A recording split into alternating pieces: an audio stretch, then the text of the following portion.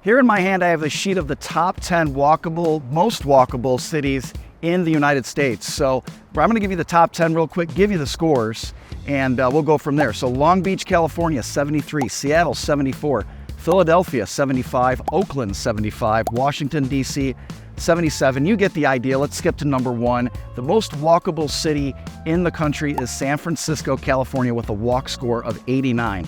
Now I'm here in Gilbert, Arizona. What do you think this walk score to this city is? Go ahead, put a guess down in the comments below. Let me know what you think the walkable score is. Well, if you guessed 29, you are spot on. Can you believe that Gilbert, Arizona is only a 29? Now, one of the things I did not research before I moved here is how walkable Gilbert is.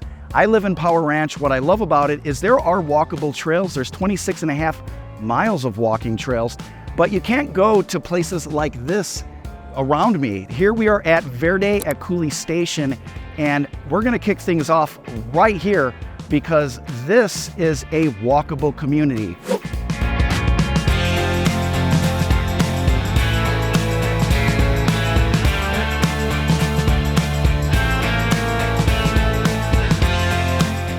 So in Power Ranch, like I said, 26.5 miles of walking trails. I absolutely love that, but there's nowhere to go if you just want to go for a quick pizza, slice of pizza, or if you want to go like rent a videotape. Remember that back in the day, you used to go rent videos, take that little tag off, give it to the cashier, get your videotape. I don't know if you guys are old enough for that, but that was a lot of fun, and that's how I grew up. We would go play some arcades in our local downtown section, and I really love that. That's probably the one thing that I miss.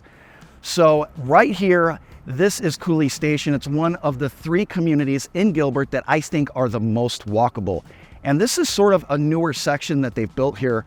And you can see all around me, these are newer buildings. Some of the locations are actually empty because they still don't have tenants for these, but you have places like Crust, which is right across the street from me, which is an Italian restaurant, very popular.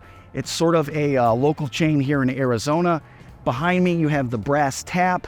You have a random dessert spot. You have Hash Kitchen here as well, which is like sort of an upbeat brunch with a DJ playing music. Very loud, by the way. If you guys don't like loud music, do not check that out. And the growth here has just been tremendous over the past 2 years. To my left, we have some apartment complexes that have gone up, and I want to say there's got to be over 100, maybe 200 different complexes in there, different studios. And then further south from there, we have a 55 plus adult living location. And then to my right, we even have more just huge apartment complexes. So there's gonna be a lot of population density coming here to this specific location. And if you live in Cooley Station, you have about maybe a half-mile walk to this location. Now the apartments, unfortunately, are gonna be a little bit closer. That's one thing I'm not a fan of, is that the apartments are closer than the houses here. One thing with Cooley Station, if you are looking to move here, you can get something for about $450,000, and you're not gonna go over $1 million. You're gonna be right around like maybe $750,000, $800,000. Square footage, I'd say maybe you can get 3,000 square feet, but you're not gonna go much higher. So the homes here are a little bit smaller in these different Cooley Station communities. And keep in mind, there are 3 different Cooley Station communities. There is one to the north, one right behind me, which is gonna be to the east, and there is one to the south. So the one to the east is gonna be the newest. And what's great too is that you have a Fry's grocery store. So not only do you have this walkability of these local restaurants and entertaining options, but you do have grocery stores, fitness centers, things like that. So one thing I'm not a fan of in this, you know, we have this nice park here, but why would you build it next to this busy road right here? So if you have a child and, you know, let's say they're 2 years old, there's really not a whole lot keeping them from going to that busy street. So sometimes the way people think is completely ass backwards, and I don't know why they designed this park like that. Other than that, love this place, love Cooley Station. It's one of the most walkable communities here in Gilbert, Arizona. And with that, let's go check out the second most walkable community.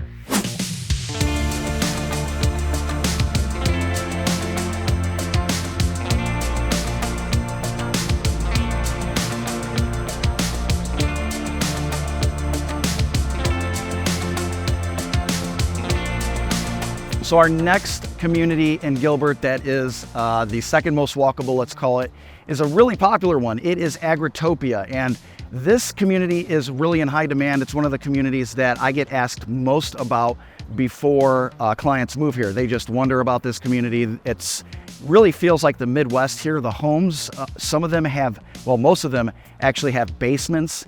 They have sort of like a Victorian feel to them. So as you go down the streets, you'll see tree-lined streets, Victorian style looking homes.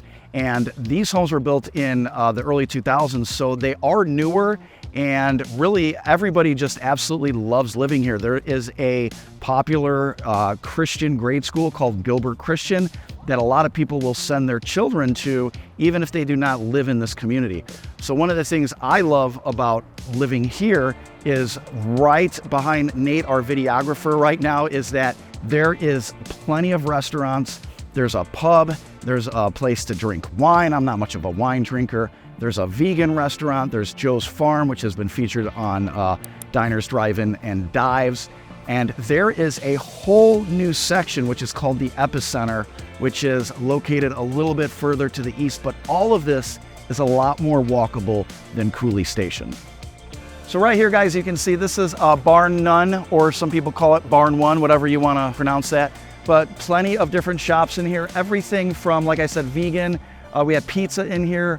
We have a machining company in here. There's a company that makes these like little wooden emblems, like, you know, the state of Arizona with like Phoenix Suns on it. A lot of different vendors located within this area right here. Of course, they have to start jackhammering it right when we're talking. But hey, homes in this community, in case you're wondering how much they cost, they're gonna start at least $500,000.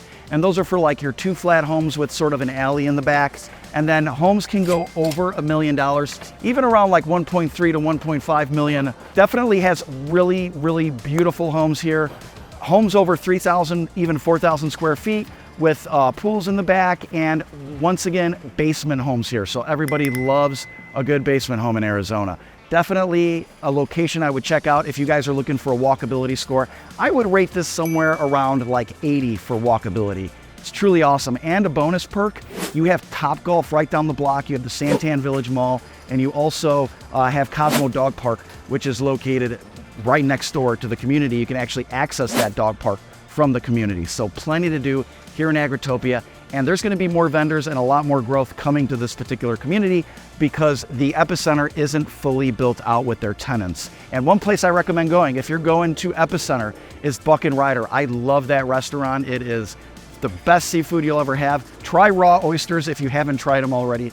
I guarantee you'll love them. If not, then I'll pay your bill. Or maybe we can go out for dinner. I don't know. And finally, the most walkable area of Gilbert is going to be none other than the Heritage District, or downtown Gilbert.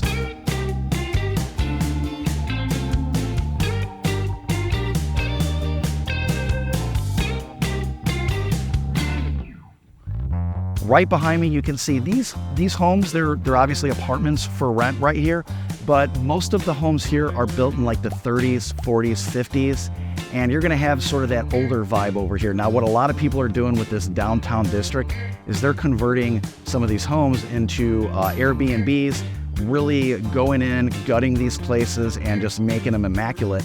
So you'll be driving down, you'll see like one beautiful home, and then you'll go 2 doors down and see one that just nobody's touched it since 1980, and you know, they've left all their belongings out on the front yard. So really a mixture of the type of homes here as far as quality and you know, less desirable, so to speak. But you can see downtown Gilbert. Go ahead and swing the camera around, Nate.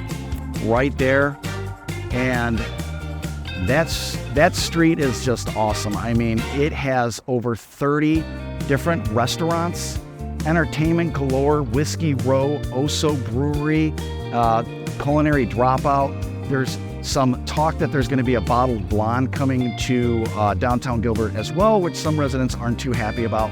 But this is a great place to live, and obviously, you know, walkability score, I would give it somewhere around an 85. It's definitely going to keep you entertained while you're living here if that's what you're looking for. And if you guys want to see more on the downtown Gilbert and what it has to offer, watch this video right here.